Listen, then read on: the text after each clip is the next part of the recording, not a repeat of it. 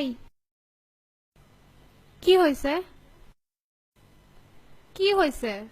না কিছু না। মনে হচ্ছে তোমার মন খারাপ। আচ্ছা আমি তোমাকে একটা কোশ্চেন আস্ক করি, হ্যাঁ?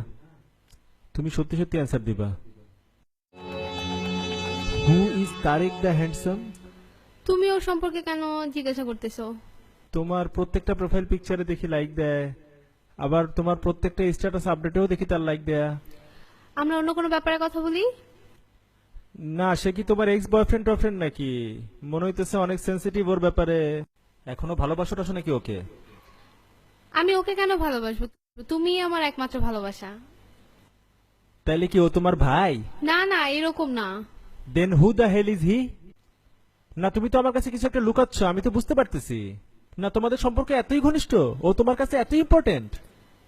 আমি যদি সিক্রেটটা ডিসক্লোজ করি তুমি আমার উপর রাগ করবা। দেখো আমার কিন্তু সত্যি এখন অনেক রাগ লাগতেছে। আমি সত্যি বলতেছি। ধ্যাৎ! না, আমার আর তোমার সাথে রিলেশন রাখা সম্ভব না।